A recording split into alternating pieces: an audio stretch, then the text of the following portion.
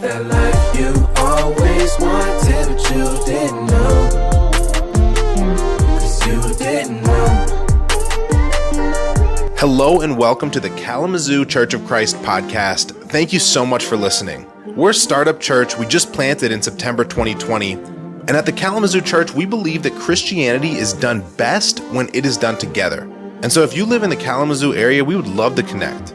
Be it coming to a Sunday service, one of our small groups, or even just grabbing coffee with a member to learn more. You can visit kalamazoo.church in order to do that. We pray that you are inspired by what you hear today. Leave it there, but speaking to the mic. Jaron has told me 5 times this morning how you can do whatever you want. You can only give a man that much leeway so long before something crazy happens, and it's on you. First of all, if I could say a baptism/pool party sounds like a party. I'm like, we should always do that. Just bring your swimsuits every time. Just bring your swimsuits to church. You don't know what's going to happen. That might drive people away, actually. But my name's Kyle. I got to introduce myself. My wife is right here. She's holding baby. I give it a 43% chance she has to leave because of my youngest. We love being here with you. We get to come at least once a year. I wish we could come more. And perhaps we'll be able to in the future. But I feel like we're building great relationships with you guys. I want you to feel like we are available to you. We spent some great time with Jaron and Bianca this weekend. And part of the reason we're here is that we get the honor of kind of helping Jaron and Bianca lead the church. Really what that means is like the blind leading the blind, if that encourages you. We're kind of in it together. And so last night we spent almost 3 hours talking about the church and their lives. And I just want to encourage you. They asked us, we had been with them for a couple days, and they asked us, how do you feel like we're doing in our parenting? And that's such a great example. You want to be led by people like that. That are let me know how I'm doing, and don't just give me the good stuff. I want to hear it. That's a really great thing. And perhaps it's more rare than we think it is. It's really beautiful. So I just really appreciate their leadership here and their friendship. You're so easy to be friends with. I just really enjoy you guys. And I just love the atmosphere of the church. I love small church. We are also part of a small church. I love the after announcements. It's how am I doing? You know what I mean? You don't see that in a bigger church. It's sort of not allowed-ish. But in small churches, who cares? Whatever. Anybody else have any thoughts? I like that about small church. I want to, 2 things before I start is I want to just introduce my kids. So on your left is Noelle. I'm not telling the story of Noelle today, but she's had quite a journey. She sees herself right now. She is a delight. She has changed our lives more than probably anything else in our lives.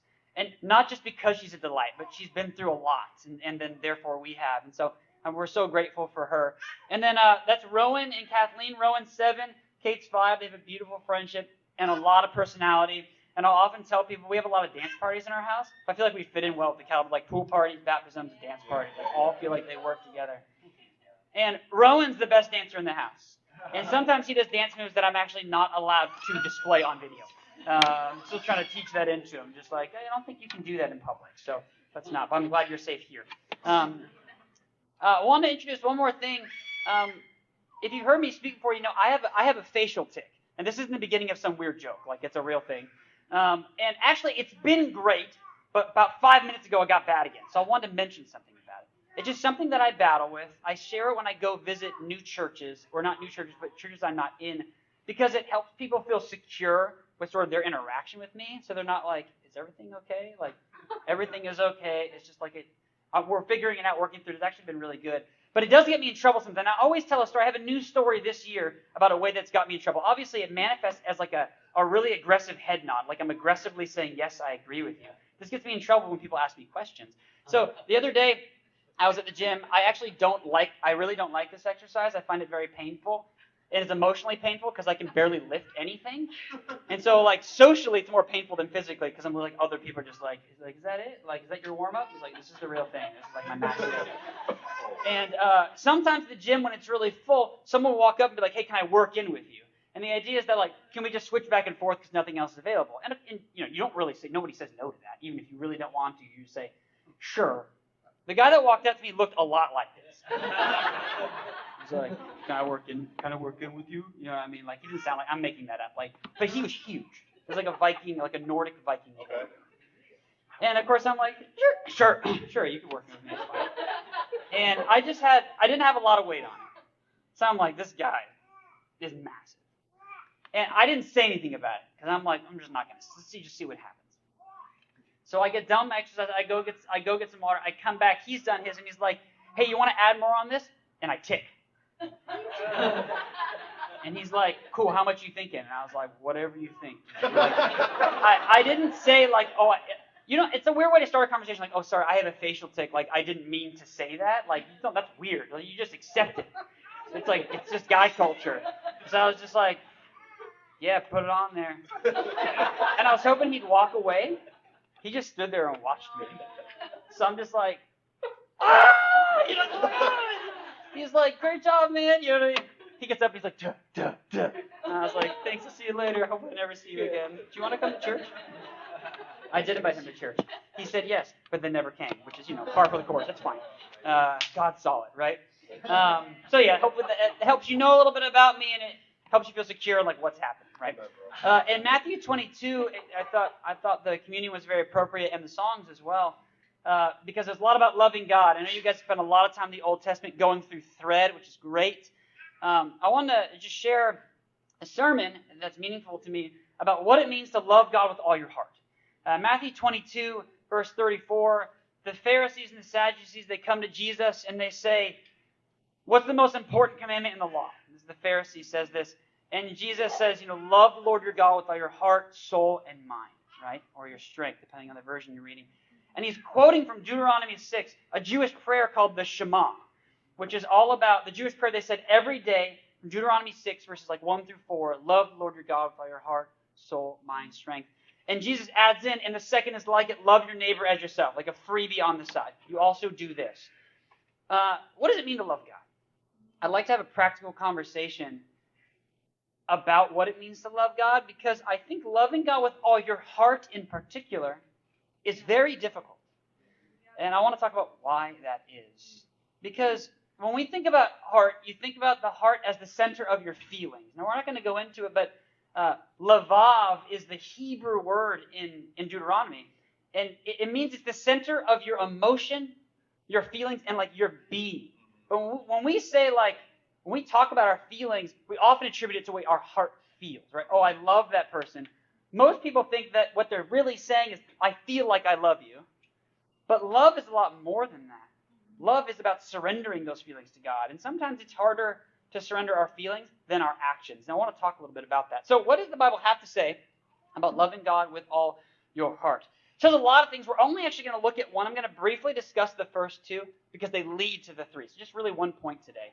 One thing this is the discouraging part, what God says about the heart, all right? But I promise it'll end on an encouraging note. The darkness of the heart is that it's very difficult to understand. Perhaps you've felt that before. It must be guarded because it's very vulnerable. And it actually instinctively cannot be trusted. This is discouraging to the average human. The Bible discusses this a lot. And what's interesting is that this is very countercultural. Our world increasingly is about follow your heart. Listen to your heart. Search your soul. It's an old song. Celine Dion, maybe? I don't know, something like that. She's great. It's do what your heart feels is right. This is horrific advice. But it's the way we tend to instinctively operate, right? The heart's hard to understand. Some Proverbs, just very quickly, the purposes of a person's heart are deep waters, and who can understand them? In Jeremiah, it says something similar, like, you can't trust the heart. Who can understand the heart? No one can share the heart's joy because only you understand it, and you might not even understand it. Have you felt that before? Have you seen this before? This is the emotion wheel. It's very overwhelming for the average human. Especially like the sort of stock standard stereotypical guy. It's like, what do you feel? I feel angry. No. What do you feel? Do you feel, I'm trying to read it. I'm betrayed, I don't like this feel. Yeah, do you feel let down? I don't know. If you do, what do you really feel? Do you feel resentful? I don't know what that word means. I don't know the difference. Your emotions are actually quite complicated. Like Just so you know, that's not a complete emotions wheel. This is like the dumbed down version. Go online, look at like full emotion wheel, and you're like, you know what I mean? Like, I'm capable of so many things. What's crazy about the emotions is you often feel something before you know why you feel it. This is how the body works. You get put into an anxious situation. Maybe you didn't know there was a pool party going on, and you show up, and you're like, I don't know if I'm ready for this. You know? Have you ever been put in a situation where you feel uncomfortable or scared? Your body reacts before your mind knows what's going on, especially if you're a verbal processor. Verbal processing is when you don't know what you feel until you say it out loud. This is a very dangerous thing to be, depending on who you process with.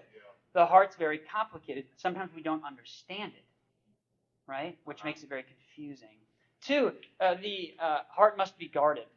Above all else, the proverb says, guard your heart, for everything you do flows from it. Your heart is vulnerable. We're going to talk mostly about how it's vulnerable internally, but it's certainly vulnerable externally as well. And what do I mean by that? People can hurt you. Everyone's vulnerable to hurt. And what a lot of people do is to stop themselves from getting hurt, they close themselves off to relationships. But that brings a whole other level of hurt. Your past can haunt you. You ever had dreams? You're like, I can't believe I'm still dreaming about that. Yeah. Like, what? Like, I still have these dreams about high school. I'm like 20 years removed from high school.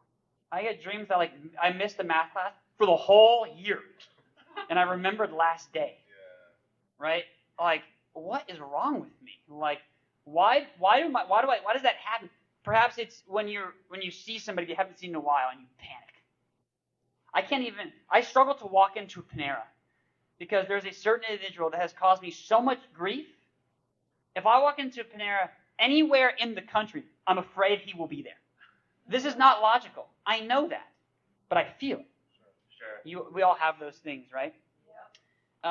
Perhaps if you're a Star Wars fan. Yeah. Oh, yeah. If you're a Star Wars fan, I know, I got you, bro. Has anybody, and it's okay, you're safe in the Kalamazoo Church, can you just raise your hand if you've never seen a Star Wars before? Okay. You know, you get a free pass for sure. You're good. Come on, man. You know what, though? I've seen one. You tried. I won't go in detail, but what you're looking at is a planet-destroying weapon called the Death Star. The Death Star was created by the Galactic Empire. And you're feeling it, right? I'm with you, bro. The Death Star looks like an impenetrable fortress. It's supposed to be. The Death Star has a problem, though. In the first Star Wars movie ever made, not the first Star Wars movie chronologically, don't get confused. First one ever made, like in the 70s. They discovered a vulnerability in the Death Star. There was basically a tunnel that had a breach point outside, a hole in the Death Star. If you drop something far enough down and it hits the button, it explodes the whole thing. This is very convenient. Star Wars fans struggled with it for 30 years because they were irritated by it, and then Star Wars fixed it by making another movie and telling us why it happened, right? Which is actually one of the best Star Wars movies ever made. Your heart is like this. All of you have vulnerabilities. Most of us have ways that, like, you can't hurt me. Sticks and stones may break my bones, but words can never hurt me. Most of us are like, no, words can hurt pretty bad. You know what I mean? Like, maybe it's you have vulnerability with, like, your family. You're a great Christian, and then you go home and you, like, forgot you were a Christian. Sure. You had that before? You're like practically Jesus day on Sunday. And then Monday comes around, you walk into work, and you're like, I might be Judas. You know what I mean? Like, we have certain people, certain stressful situations. We have those things. You're vulnerable, which is why your heart must be guarded. But you're actually more vulnerable to yourself than anything else, because the heart cannot be trusted. And we're going to sit here for the whole time, the last 15 minutes or so. Did you know that the heart has an almost infinite capacity for self-deception? Almost infinite is your heart's ability to deceive you. What is self-deception? When you know the truth, but it's too painful to accept, so you smother it. When the implications of a truth are so traumatic that you give in to a clever lie created by yourself to avoid that painful reality. The Pharisees encounter this with Jesus on almost a constant level. We're going to spend a lot of time. I'm just going to have them up here. Matthew 23 is a kind of a scary set of verses, but an important one because Jesus is constantly battling other people's self-deception, their inability to see their sin, which is hurting not only them, but crushing the people around them. This is what self-deception does. If you have a good friend or just a friend, it may be hard to have a good friend that's very self-deceived, that doesn't realize how they affect other people. It's very hard to know what to do with that, right? The Pharisees, he says to them, "Woe to you, teachers of the law and Pharisees, you hypocrites, blind Pharisee. First, clean the inside of the cup and dish, and then the outside will be clean." He says, you're so focused on other people, you can't see, you're blind to yourself. He says this a lot. I want to give you 3 examples, some funny with an increasing level of seriousness. So, St. Patrick's Day in our family has become like a fun event. And Chris and I like to lean in to what we call pleasant fictions. So like, we would think like pretending leprechauns are real is a pleasant fiction to us. Other people don't feel that way, and that's totally fine. But we lean in hard. All right? I don't have time to show you the video, but I took like a 2-minute video of convincing my children leprechauns are still real, and it was a delight. And I have no problem with it. Talk to me afterwards if you want to about that. This is a direct quote from my son. My son is 7. He's quite bright. And he was, leading up to it, we were just seeding the ground a little bit with him. We're like, hey, I don't know, like, what do your friends say about, what are the kids saying about leprechauns these days, you know? And it's like, oh, that they're not real. Like, oh, we'll see. You know what I mean? And he'd be like, what do you mean? I'm like, I don't know. You're like, okay. You know what I mean? Like, just kind of like tantalizing a bit of information, right? We left for church one day, and I had my friend come over. Then Ronan and I was like, hey, just in case the leprechaun's real, let's set up a trap, because they love gold. And we don't have like a lot of gold hanging around, but we got like a fake necklace. And like, let's set up a trap with magnet tiles. If you've seen these, they're like magical toys. And the leprechaun will pull it, and it will fall, and it will trap the leprechaun under a laundry basket, right? And so we had fun making it. I was like, yeah, don't get your hopes up. Like, I don't even know if they're real. Like, maybe they are, maybe they aren't, you know. And when we come back and the trap has been sprung, because I had a friend come over and spring it, so I had plausible deniability. So he could say, did you do this? And I said, I did not pull that necklace. Like, very directly. I can tell you that, you know. So it comes over, and it's gone. I wrote a poem from the leprechaun. And it was actually, I thought, quite good. And it was all about, like, you know, he, like, you tried to catch me, but maybe next, you know. And he was like, this is real. But he's seen my writing. I have pretty distinctly bad handwriting. Like, he knows what it looks like. And he looked at it, and I could tell in his heart, he's like, I want this to be real so bad. Like, I want this to be real. I'm just going to believe this is real. And he told me, Dad, this looks nothing like your handwriting. In my mind, I was like, I didn't ask him if it looked like my handwriting. That's how hard he was leaning into the fiction. He was like, this is not, it must be real, you know? So, like, don't think, like, my son's here, right? Don't say anything. Don't be that guy. You know what I mean? He'll be like, I heard the story. Like, you know, I'll be like, come on, man. That's a fairly innocent deception. But Rowan engaged in a self-deception there. Did you catch that? Yeah. It's kind of like, yeah, you know, like, I want to believe this. And sometimes that's fine. Other times it's not so fine. I was recently in a situation where I was tasked with a kind of difficult conversation with a former friend of mine who I had to share some really hard things with because they were engaged in a conflict. And the person that was kind of interceding in the conflict asked me, who's kind of a mentor in my life, said, I really need you to go back and say this thing to this guy. And I was terrified because he's kind of an authority figure in my life. I didn't want to say, it would be like going to your dad and saying, like, you really hurt me in all these ways, and I never said it. And we talked, and I totally chickened out. I didn't do it. This is earlier this year. And I wouldn't call myself, in general, socially a coward, but I had a full coward moment. And I was kind of reporting back to my mentor about how it went because he's working with him. And what my initial response, I knew I didn't do a good job because of Kristen's response after I described it. I was like, ooh. And then I shared it with Jeff is the guy's name who was helping me out. And I said to him, I think I did my best at some point along the way. That's what I was thinking. And he was like, you didn't do your best. You didn't do the thing. You just made our lives twice as hard. You are cowardly. He said this to me. He said it like 4 times. You are selfish. You made this decision for self-preservation. I mean, he was just like, let's get it, Kyle. You know what I mean? I was just like, you know, Kristen was sitting next to me, just like, Oh, it's pretty rough. And it was so good for me. It was life-giving for me. But I gave into a self-deception that I did my best when I didn't do my best. Yeah. We do that. Yeah. Well, I mean, at least I did my best. Did you do your best? Perhaps only you know, or the people you let in close enough. I did that. I let myself give into that deception because I didn't want the consequences of the truth, which is I have to say this to this guy. I didn't want that. A more extreme example, in World War II, at the end of the war, when we were liberating German concentration camps, a place called Orduf. This is where this is taken. That's General Eisenhower there. Most concentration camps were very close to villages because they would need them for supplies. They'd roll through them. They'd actually often bring the prisoners through the villages. And so Eisenhower, after he had been there for a long time, almost every village he encountered acted like they didn't know. I had no idea. And we're talking about these are 1, 2, 3 miles away. And they could hear the screams. Right? And Eisenhower got so fed up with this in this town called Orduf that he made every man, woman, and child get up and walk with him to the camp. Wow. And he made them clean up the bodies and clean up the refuse. And he made them look at what they had allowed to happen. Wow. And I know this is sensitive, but I think it's part of the story. Later that night, the mayor and his wife were found having taken their own life. Wow. Why? Shame. They knew what was going on, and they could not face it. Not only could they not face it, they were so terrified of the consequences of the truth that they avoided it and allowed this horrible evil to happen. This is obviously a really intense story, but perhaps you know where I'm going with it. Self-deception it's everywhere from like innocent to horrific in your life. Yeah.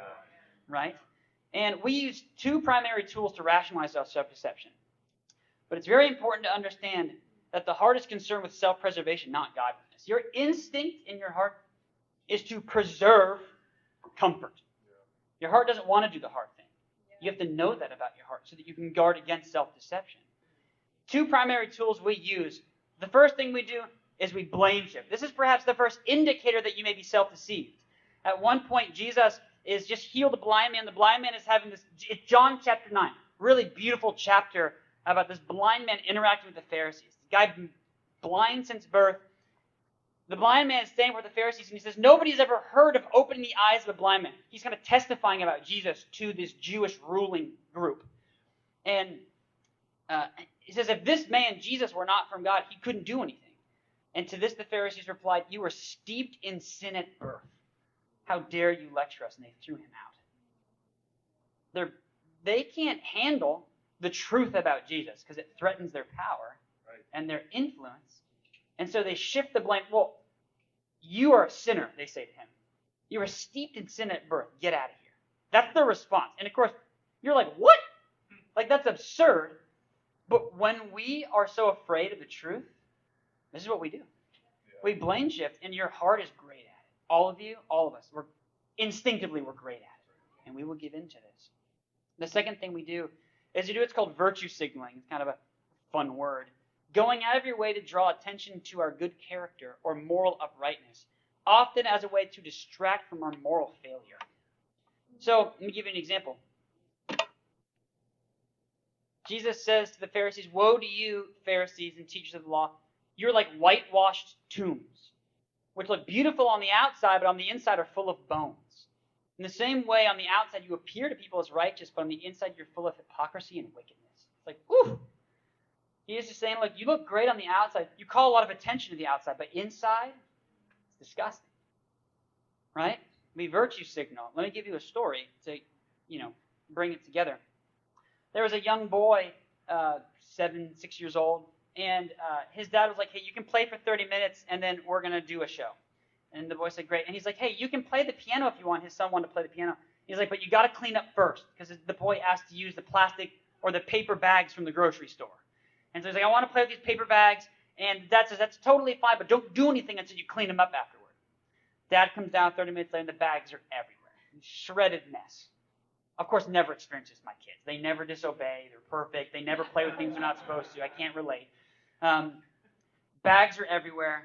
And the son is playing worship music on the piano. Kid. And the dad says, what are you doing? The son says, I'm worshiping God. And the dad says this, You have no business praising God while you live in disobedience. Zing! Yeah, maybe too hard, maybe. What's his point? The boy is like sanctifying his disobedience by like baptizing his action. Does that make sense? He's doing this thing that I guess is good, and he's making it, he's covering up his disobedience. It's called virtue signaling. Yeah, I didn't tell the truth, but I mean, think about the way I serve on Sunday. And you're like, we're not talking about that. Yeah. I'm very grateful for that. But why didn't you do this? Well, whatever. You draw, I'm not Hitler. Like, that's the ultimate, you know what I mean? Like, the ultimate virtue signal. You're like, okay, like, is anybody? You know what I mean? Like, if that's our comparison, we're in trouble. And this is what we do. Oftentimes, self-deception comes out when we have to make a choice. And you know the right choice, but you don't want to make the right choice. And so we say, I prayed about it. Wow. We say, I prayed about it. We like sanctify our knowing bad decision by like praying over it. Right. And what do I mean? Of course, prayer is very powerful. However, prayer is like cookies. You need the right ingredients. Yeah. I do love a chocolate chip cookie. I love ice cream more, but that's a whole other sermon. Chocolate chip cookies, there are a lot of essential ingredients. I think there are probably two primary essential ingredients. Sugar and someone that can keep an eye on them. Because the ingredients may all be there, but if you overbake it, bad. Two ingredients that are super important, right? I think in prayer there are two very important ingredients. Humility and honest people. Wow. I'm going to close with this thought, okay? If you make a cookie and you put salt instead of sugar, terrible. I've done this before. And they kind of like, you can make, that's a real mistake you can make. Like, a lot of people that put their sugar and their salt in unidentifiable, like, cylindrical ceramic bowls look the same. And when you look at sugar and salt, they look very similar. This is a mistake the novice baker can make, right? But if you make this mistake, it has devastating consequences to your cookie. Your cookies are unedible. There are some times where you're like, oh, you put a little too much, but it's okay. But this is like, you don't do that. Like, it's hard to fake through a salt cookie. Hey, how is it? Like, it's different, but like, it's more like, I can't do it. Like, I can't eat this. Right? It's not a preference thing. It's just bad. I think that escaping from self-deception requires two ingredients. The ironic thing about self-deception is that you don't know if you're deceived. Yeah, sure. For the most part. You can be innocent and good-hearted and be self-deceived, right? It's not always malicious. That makes it terrifying. Because you're like, how do I know? This is how you know. Humble prayer and honest people, okay? So, I think that without humility, prayer is a way just to confirm your own bias. So I think that if you're not truly humble in your prayer, and I'll give an example of what I mean, what happens is that you make a decision, and so that you can feel justified in that decision before God or people, we say a little prayer. Oh, God, I pray that you'd help me do the right thing. But we both know you don't mean it. You know what I'm saying? We both know, you don't honestly want to know what God thinks. You want to preserve your life and your comfort. And so you pray to you kind of baptize that thing. But that's not even prayer. That's like a journal entry. That's different. Humility is you must, and the thing is that I prayed about it. It's like a get out of jail free card. It's kind of like I studied it in the Bible. Okay. I studied it. Well, so have like millions of other people and arrived at different conclusions. Sure.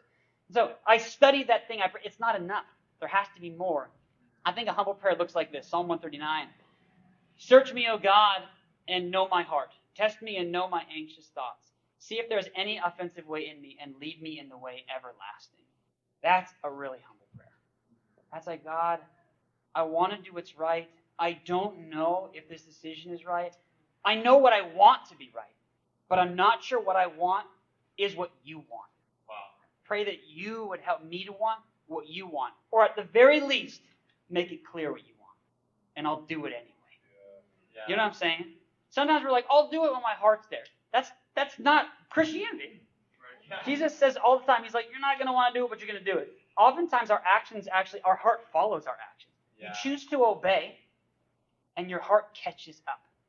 because your heart moves pretty slow when it comes to what it wants. But your heart can be changed. Humble prayer is the first key. And secondly, you got to give people permission to speak into your life. You got to have people be honest with you. We're a very dishonest culture. Here's what I mean. Is you can say, like, hey, I could say to someone, hey, what do you think about my kids? And if they know that I can't take their critique, they're like, they're great. I love your kids. But what they really think is, I can't handle it. I'm going crazy. Or, hey, what do you think about my cooking? How honest do you want me to be? Those cookies were filled with salt, yeah.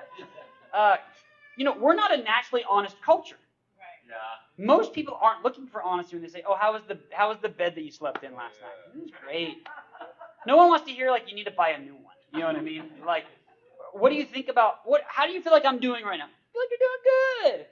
But even honest people struggle to be honest with those questions. That's right. Yeah. So if you really want to know what your character's like, what people think about you, you got to choose who you're going to ask. You can't ask the flatterer. You can't ask the person that, like, doesn't have a backbone. They're very sweet, they're very gentle, they're very kind, but they're not brutally honest. That's probably not the best person. You talk to that person when you're struggling, and that's fine. We need the Barnabas in the church. But you also need the Paul or the Jesus who's just like, you ready for this? You know what I mean? You're like, I don't know. You know what I mean? You're like, am I ready for this? You do need that in your life. And sometimes the only way to get it is to give people full permission. Sometimes you got to tell people, and I feel this in ministry, in any form of leadership too, in any organization or capacity, if you want people to give you loving critique, you have to open the door hard. Sure. You got to be like, look, I want you to tell me what you really think. Like, I want you to tell me what you're telling your wife on the way home from church. Sure. Maybe be a little gentle. Yeah. You know what I'm saying? Yeah. Like with your spouse, with your best friends, with your mentor. That's humility. That will guard you against self-deception. Make a good choice, pray, and then be like, I want you to tell me the thing that you think I can't take, like, I could take it. But then when they say it, you need to take it. Yeah. Because if you crumble, they're not going to do it next time. Right. You're like, it's so hard. Like, I thought I could take it, but I can't. You know what I mean? Like, what that will show is that when you ask for it, you don't really mean it. Wow. Because you're not willing to take it. Sure. That's a lack of humility. Sure. Yeah. Self-deception is a very real thing. I've needed to be guarded against it. I mean, there's so many things, right, that I've had to work through. Even with my tick with Kristen, there are times I wanted to avoid the conversation about it because I was so embarrassed about it. Right. Socially, it's such an embarrassing, unfortunate thing as a minister. What do you do? I do a lot of public speaking. Bummer. You know what I mean? For like I do a lot of one-on-one interaction. Ooh, you know what I mean? It's not like I just like work at a desk all day. Like I'm with people all the time. It's very difficult. I feel like for a long time, I kept acting like I was fine. Totally wasn't fine. I just didn't want to talk about it. I didn't want to open up about it. And I didn't want people to tell me how it affected them. So I just never grew. Because I was never able to take it. We got to be ready to take it, right? Yeah. So, if you want to love God with all your heart, you can't give in to the self-deception, which means you got to know yourself. So the action points for you today are 1, have a great prayer where you really ask God to expose the parts of your character you are blind to. And specifically ask Him to do that through specific people. Think of the person that you're like, ooh, they're going to say it. Talk to that person. Have the conversation with your spouse. Perhaps with your children, if they're old enough to give you a coherent answer. What do you think? How do you feel like I'm doing as a dad? Whoa. That's. I've started to ask that of my son, and the answers are actually pretty enlightening. Think of who that person is and ask the question. Amen. Amen. So good to be with you guys. Thanks for listening. Thanks for being here. I love you. I love being here. I love this church. I love that you're just like, we baptize people and we do pool parties and we talk to each other during service like it's just we're hanging out. I love it. And congratulations on the great baptism. I'm so excited for you. It's such a beautiful thing. So let's close with a prayer, and then I believe we will be dismissed. You can go get your kids and have a great day. Sounds good? All right, let's pray. Father God, we love you, and we're just so grateful for you. We're grateful for your provision and your love. Guard us against self-deception. Father, help us to have the courage to hear not only to hear what other people have to say, but to say what other people need to hear. And to help us to accept that because we want to be close to you. Because being close to you is more important to us than appearing spiritual or put together. None of that matters, God. What matters is you. We love you. Thank you for this church. I pray that you continue to bless the church in incredible ways, God, in every way, in maturity and fruitfulness. I pray for the children in the church to grow up and to just love you and to have this beautiful vision of you, to see you very clearly. Pray for those that even say are coming for the first or second or third time. I pray this will just become home. We love you so much. Your sons and we pray. Amen. You are dismissed. Love you guys. Great to be together. Thank you so much for listening to the Kalamazoo Church of Christ podcast. If you're in the Kalamazoo area, we'd love to get connected. Please go to kalamazoo.church and fill in your information to come to a Sunday service or any other event that we have going on. In any case, you'll be hearing from us next week.